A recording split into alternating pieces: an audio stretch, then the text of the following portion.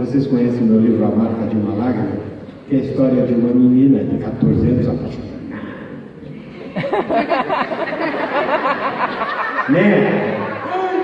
Mas já o menino não gosta dela, ela sofre muito. Então, eu tinha que escrever a história de uma menina de 14 anos apaixonada. E aí ela escreve versos. Apaixonado e tal. Mas Pedro, você que escreveu os versos? Eu não, quem escreveu foi a personagem. Não fui eu, não. Eu só escrevi a personagem. Quem fez o verso foi ela. Já pensou você fazer um verso como se você fosse uma menina de 14 anos apaixonada? Eu fico apaixonado, já tenho 14 anos faz pouco tempo. Mas não foi menino. Então, que gostoso, né? E os caras me fizeram. Foi assim, eu sempre fui escritor, na medida em que eu era jornalista. Um jornalista é um escritor. Ele vive escrevendo. Porque se não escrever, ele perde o emprego. Né? E ele escreve de uma maneira estranha. Por exemplo, ele não adianta ele ter inspiração. Ele chega na redação naquele dia, não adianta falar para o chefe, hoje não tem inspiração. Perdeu o emprego, cara. É o show. Então tem que sentar lá, escrever e pronto. E qual é o assunto que ele é especializado? Ele não é especializado em nenhum assunto. Porque ele chega na redação, o editor chega e fala, o chefe de reportagem, você vai fazer, vai entrevistar o deputado fulano. Quem é o deputado fulano? O que eu vou perguntar para ele? Então você tem que estudar, perguntar. Ele é especializado em sei lá, em hidrelétrica, você não entende nada de hidrelétrica. Então você tem que estudar hidrelétrica. Então você é obrigado a escrever sobre qualquer assunto, sem nenhuma inspiração. E mais, obedecendo prazos, porque o fechamento de um jornal, de uma revista, ou de um programa de rádio, de televisão, ele é sagrado. Você não pode, peraí que eu não acabei, dançou. Da hora que a máquina vai girar, tem que estar pronta a matéria. Então você aprende disciplina, aprende muitas coisas. E eu, não imaginando ser escritor, vivia escrevendo. Quando eu era jovem, eu brincava de fazer continho policial sobre brincadeira, escrevia poesias para as meninas bonitinhas na classe. Mas ficava com vergonha de entregar, né? Mas escrevia seus olhos. É gozado, o poeta só fala de olho e das mãos, e não fala das outras partes, que ele está muito mais interessado. Mas, é poeta, né? Porque os olhos, mas tudo bem. A gente sabe, poeta tem que ser politicamente correto. Mas eu não pensava quando escrever um livro, mas como eu gostava muito de ler, minha vida foi ler, eu era um menino meu que tinha 2 irmãos muito mais velhos que eu, não tinha com quem brincar, e no meu tempo não tinha videogame, nem televisão, essas coisas. Chegava na escola, ia fazer o quê? Não dava do cadinho, não. Mas jogava botão comigo, meu futebol de botão, eu e ganhava, perdi. Mas fiquei inteligente. E para me divertir, lia muito gibi, lia muita história em quadrinho, todas elas, na época era muito moda. E livros de aventura, livros de capa e espada, de Tarzan pendurado nas árvores, lutando contra os gorilas, coitadinhos dos gorilas. E aquilo me fez um bom aluno de português e logo uma boa possibilidade de viver de escrever. Então, desde cedo, fui trabalhar em jornal e assim fui fazendo minha carreira. Acabei numa editora em que começou a pintar umas oportunidades de escrever historinhas infantis para sair em revistinhas de banca, em produtos de banca, na editora Abril, naquela época, né? E comecei a fazer, comecei a cumprir direitinho, comecei a me dar mais, Olha, já tem mais de centenas de histórias publicadas em banca, e a banca tem aquela dificuldade, né? A revista de banca está hoje lá, no mês que vem já é substituída por outra, a historinha some, né? E até uma amiga minha falou, Pedro, você escreveu tantas historinhas, você não escreve um livro? Eu falei, como? Livro? Como? Livro, aquela coisa retangular, cheia de livro. Ui! Aí fiz um livro, tentando imitar o Monteiro Lobato, criei um personagem parecido com a Marizinha, que é o Galileu, E fiz um livro que até hoje existe, eu gosto muito dele, chama Dinossauro que Fazia Aula. É um livro mais para você, para você. Mas aí, a editora falou, mas faz um livro para chamar ginásio, hoje é o Fundamental 2. Para os adolescentes. Então, adolescente tem que ser aventura. Eu, quando era adolescente, eu gostava de aventura. Eu gostava de história policial, agente secreto, aquelas coisas. Então, tem que ser uma aventura. Quem é que vai protagonizar? Um só? Não, um só não. Quando a gente é adolescente, a gente não é solitário. A gente sempre tem uma turminha. Vocês, por exemplo, gostam de todo mundo da classe, mas tem aqueles 3, 4 amiguinhos que são mais amiguinhos teus. E que você cresce com amiguinhos deles. E eu até hoje convivo com moças e com senhoras e senhores que foram meus amigos quando eu tinha idade de vocês. A gente fica muito ligado neles, né? A gente faz confidências com eles que não faria com o irmão ou a irmã, ou nem com o papai, muito menos com o papai e com a mamãe, né? Não é verdade? Então, criei um grupinho, escreviam se contemplar aqui na escola. Então, criei um grupinho numa escola, inventei que eles são secretos, que se escondem no fogo, mas o que eles vão resolver? Um crime comum? Um crime comum é para a polícia, não é questão, não é?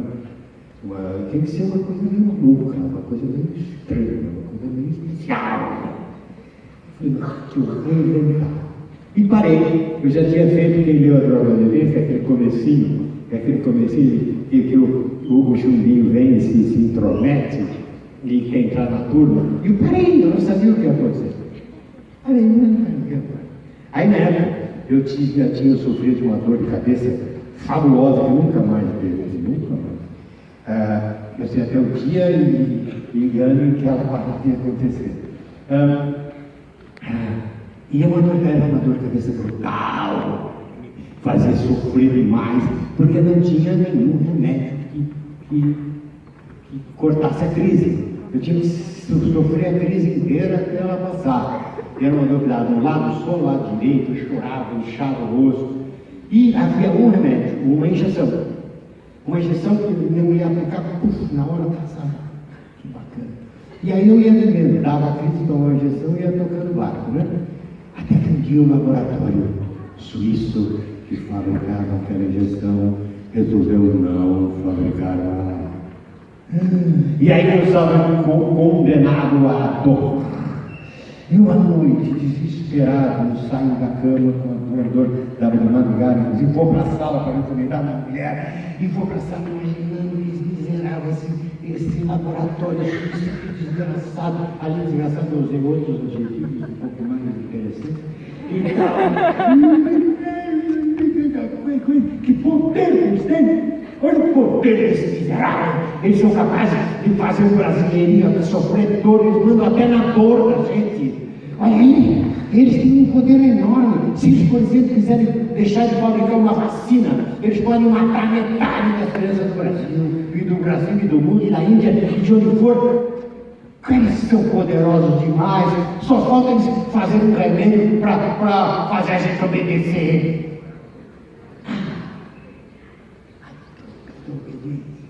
E foi durante uma dor que me veio a ideia da obediência.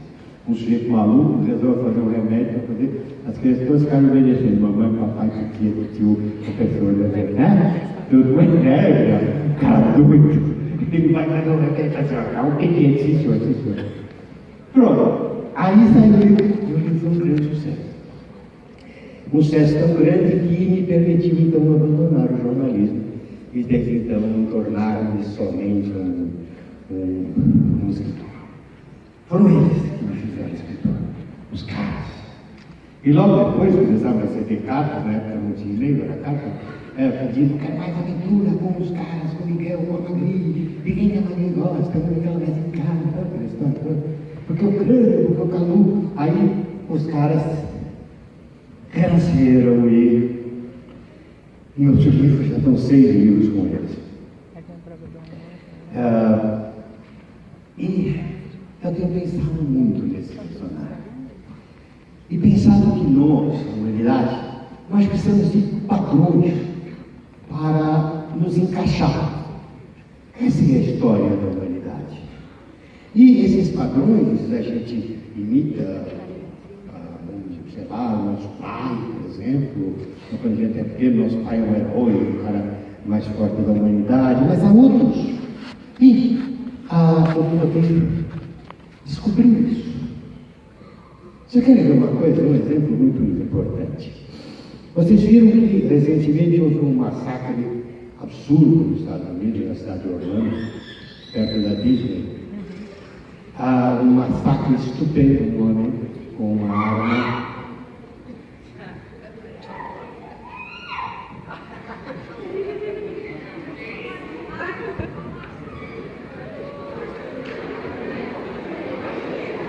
Bom, um absurdo até que a gente, todos nós ficamos estarrecidos com um rapaz entra com uma arma numa boate e mata 50 pessoas, friamente.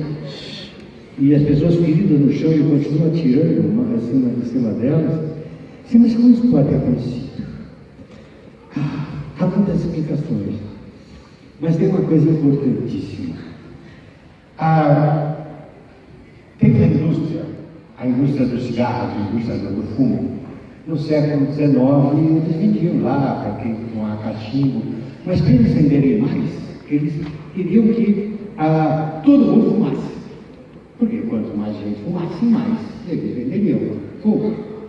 Muito fácil. Eles chegaram a Hollywood.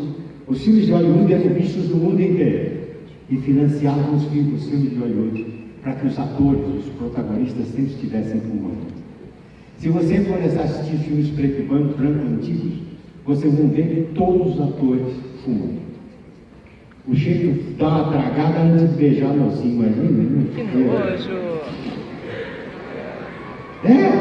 O famoso filme Casablanca, tem o Humphrey Bogart e a Ingrid Bergman, lindíssima e tal. Ele pega o cigarro, pelo amor de Deus, coitadinha dele, né? Você imagina que podia ser um bafo do Humphrey Bogart. Mas aquilo fazia com que todos os homens tivessem que fumar. E olha, na América, alguns empreendedores inventaram armas. O Sr. Colt inventou um revólver muito famoso, o Sr. Winchester inventou um fuzil fazendo clapó. O Sr. Remington, o Sr. Smith, o Weston. E eles gostariam de vender arma, bastante arma para quem pudesse. Eles queriam vender, por exemplo, as concorrências com o exército americano. Teve a Guerra Civil na América, então os soldados precisavam de armas, então entravam na concorrência, mas só um ganhava, os outros estavam chupando o dedo. Como é que a gente faz para vender mais? Então, se todos os americanos comprassem uma arma, não tiveram dúvida. Inventou-se no Hollywood uma fábula, um conto de fada que nunca existiu, o filme de faroeste. Isso nunca existiu, só existe em Hollywood. Onde, para você ser macho, eram aqueles grandes homens com revólver do lado que não discutiam, puxavam o revólver e matavam o outro. Então, para eu ser macho bacana, tem que ter um revólver no carro. Então, John Wayne, Gary Cooper, essa gente toda, era o nosso padrão. Nós tínhamos que imitá-lo. Cigarro, Clint Eastwood, sempre um cigarrinho no canto da boca e 2 revólveres do lado. Isso era ser macho. Isso era ser homem. E Hollywood fez com que a gente pensasse assim. Hollywood fez com que a América pensasse assim. Hoje, eles se defendem, todo mundo tem que ter o direito de ter arma, para resultar nesses massacres que a gente vê aí. Tá? Então, o padrão que a gente obedece, muitas vezes nos manipula. Muitas vezes faz com que a gente tome o caminho errado. Eu mesmo fumei. Nunca tive arma, mas fumei. Consegui largar, felizmente, mas puxa, todo mundo fumava na minha turma. Tá? Hoje está essas coisas. Hoje, realmente, felizmente, esse padrão acabou. E você não vê nos filmes os atores fumando, às vezes matando todo mundo. Só tem filme de arma, o mocinho é sempre sujeito, é o Schwarzenegger, é o Sylvester Stallone, o Bruce Willis, pessoas que para você ser macho tem que ter uma metralhadora na mão e matar 40. Esse é o padrão que nós estamos passando para vocês, jovens. Ter razão é matar o outro. É isso que nós assistimos na história. É isso que nós assistimos no videogame. Para você ganhar um videogame, você mata, vai ganhar um bônus. Mata. Não é assim? Esse é o padrão que estão nos formando. Então eu tenho orgulho de fornecer um padrãozinho pequeno. Não tenho poder de Hollywood, mas um padrão de 5 meninos honestos, da tua idade, capazes de lutar pelo que é certo, lutar pela ética, lutar pelo que eles acham que deve ser feito. Esses livros, pelas mãos dos professores, entram nas escolas. Quem sabe os caras podem combater o que nos vem do Sylvester Stallone, o Bruce Willis, o Arnold Schwarzenegger, ou vendi o Gary Cooper, ou o John Wayne. Quem sabe? E eu fico tão feliz, quando às vezes sinto o resultado desse padrão que eu apresentei a vocês já há mais de 30 anos. Eu recebo cartas que me emocionam.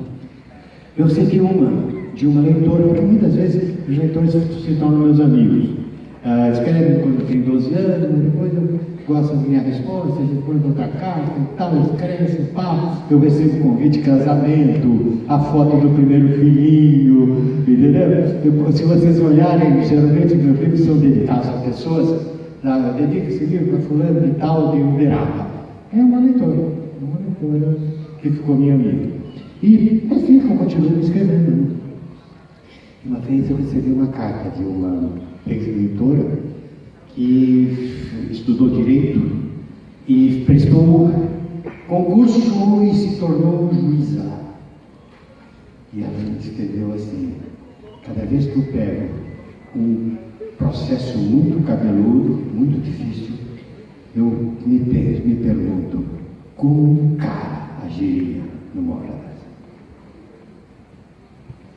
Isso realmente me emociona. Eu estou oferecendo também um padrão, mas um padrão de honestidade, um padrão de carinho, um padrão de sensibilidade, não de violência, do fumo, do consumo, da morte, que é o que vendem a vocês, jovens. Passa assim do século XIX, e tal. Eu estou me divertindo demais de escrever aquilo. Eu retrabalho? Não sei, é divertido. Eu rio. Aí minha mulher fala, mas de quê? Viu lá no computador rio. Então, é se rir quando você trabalha. Você imagina, você acha que um poeta está trabalhando quando faz um poema? Você acha que um músico com um violão na mão está trabalhando quando compõe uma canção? Ele está se divertindo. O amor dele é divertido. Quando você está na sala de aula, você está se divertindo. Está vendo a carinha do menino, aquele entendeu, não é gostoso? Não te dá uma alegria? É isso aí. Você olhar, né, papel branco, depois papel branco do computador. E ficar lá e não sai nada. Eu às vezes passo uma semana, eu tinha que inventar uma historinha do Sherlock Holmes. Esse livro tem vários continhos do Sherlock Holmes, como se ele ainda existisse, né? Como se o escritor ainda existisse, não tivesse morrido há tantos anos. E eu fiquei uma semana inteira sem conseguir fazer uma frase. Aí eu tinha que viajar para Brasília. Ia passar uma semana em Brasília, trabalhando lá. E aí na véspera, a ideia veio. E eu tive que eu não gosto de levar o computador na viagem, pesa muito o computador, não sabe, né? A mala fica pesada. Eu levei o computador e cada intervalo eu ia lá escrevendo. Eu queria logo que acabassem meus compromissos para voltar, ficava a noite inteira. É tão bom quando vem, mas olha, a maioria das vezes está branco. Poucas vezes a gente consegue escrever. Imagina se você tivesse capacidade de escrever, parece escrever uns 5 laudas por dia, não é muito 5 laudas. Mas 5 horas definitivas por dia, já pensou? 5 vezes 365. Quanto livro você escreveria na tua vida? Não, não é assim. Eu escrevi muitos livros, porque Dália tem muitos pequenininhos. Como a minha colega ali tem o Pintinho do Vizinho, que é um livro muito gostoso. Ela está dormindo, Pintinho do Vizinho, uma história curtinha, essa sai mais fácil. Mas um livro de 100 páginas, 150, 200 páginas, opa, dá um trabalho doido. Gostou? Oi, amigos da Sociedade do Livro. Estamos aqui na Feira de Ribeirão. Aqui é a verdadeira Sociedade do Livro. Aqui estão todos aqueles que fazem, que consomem livros, porque amam vocês. Sejam felizes. Um beijo do Pedro Bandeira.